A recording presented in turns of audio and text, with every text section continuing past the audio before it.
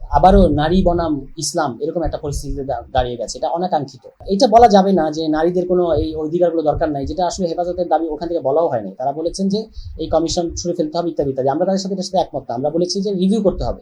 যৌনকর্মীদের শ্রমিক মর্যাদা দেওয়ার দরকার নেই, আপনি তাদেরকে পুনর্বাসন করেন সমাজে, তাদেরকে একটা ভালো জীবন যাপন দেন, তা কেউ যেন আর এই পেশায় অসম্মানজনক পেশায় যেতে বাধ্য না হয় সেই ব্যবস্থা করেন। মানে নারীদের অনেকগুলো ইস্যু আছে যেগুলো অ্যাড্রেস করতেই হবে। মানে অনেকগুলো দাবি আছে, বিশেষত এমনিতেই ঐতিহাসিকভাবে বাংলাদেশের নারীরা নানাভাবে বঞ্চিত হয়েছে, নানাভাবে তারা নির্যাতনের শিকার হয়েছে, তাদের অনেকগুলো ইস্যু তৈরি হয়েছে। ফলে তাদের ইস্যুগুলো আলাদাভাবে অ্যাড্রেস আপনাকে করতেই হবে। সেটা করার জন্য একটা কমিশন হয়েছে। সেই কমিশনের অনেকগুলো দাবির ব্যাপারে সমাজে কিছু আপত্তি আছে, তাহলে সেগুলো নিয়ে কথাবার্তা হবে। সেগুলো নিয়ে আমরা ধরেন অন্যান্য কমিশনের অনেক ব্যাপারে তো আমাদের আপত্তি আছে, সেগুলো নিয়ে কথাবার্তা হচ্ছে না। কিন্তু হেফাজতে ইসলাম, আমরা আমরা তার ত্যাগ স্বীকার করি, তাদের যে সংগ্রামী ক্যারেক্টার এটাকেও আমরা স্বীকার করি।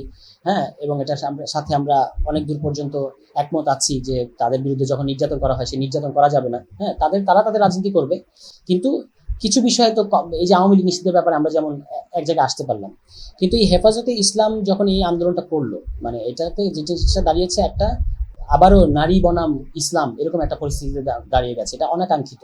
এখন এই যে নারী বনাম ইসলাম না, বা ইসলাম একটা নারী বিরোধী ধর্ম, এই ধরনের প্রজেকশন এটা কিন্তু প্রগতিশীল মহল থেকেও দিতে চাওয়া হয়, মানে চেষ্টা করা হয়। এটা ঠিক না, মানে এই ক্যারেক্টারাইজেশনটা ঠিক না।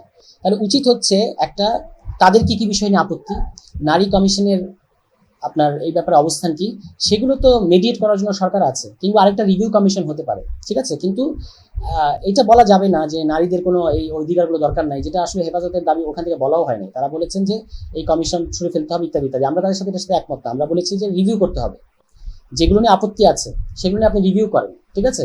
আরো বেটার দাবিগুলো তুলে আনেন, কিন্তু নারীদের বিষয়ে কিছু কাজ এবার সরকারকে করতেই হবে। না, এই কমিশনের সাথে একমত বা দ্বিমত হওয়ার প্রশ্ন নেই। এই কমিশন একটা সুপারিশ দিয়েছে, এই সুপারিশ দেওয়ার মধ্য দিয়ে তাদের আসলে কাজও এক অর্থে শেষ। এখন এই সুপারিশগুলোর মধ্যে যাচাই বাছাই করে এগুলো তো এখনই হয়ে যাচ্ছে না। সুপারিশগুলো বাস্তবায়ন করতে গেলেও সকল রাজনৈতিক দলের ঐক্যমত্য লাগবে। ফলে এটা এখনো কিন্তু সবার, এবং সেখানে হেফাজতে ইসলামও মতামত দিতে পারবে, সবাই মতামত দিতে পারবে, বিএনপি দিতে পারবে, এনসিপি দেবে।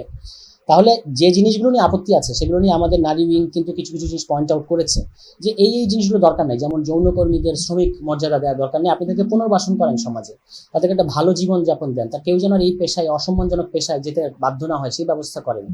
সম্পত্তির প্রশ্নে যেটা ইতিমধ্যেই যেটা বিদ্যমান যে পারিবারিক আইন, সে আইনে নারীকে যে হিস্সা দেওয়া হয়েছে সেটাই আসলে সে পাচ্ছে না, এটা পাওয়ার নিশ্চয়তা দিতে হবে, বা এটা পাওয়ার আদায় করে দিতে হবে তাকে। এই জিনিসগুলো নিয়ে এনসিপির অবস্থান। আমরা আউটরাইট কমিশনের সমস্ত কিছুকে খারাপ মনে করছি না, আবার এই কমিশনের সমস্ত কিছুকে ভালোও মনে করছি না।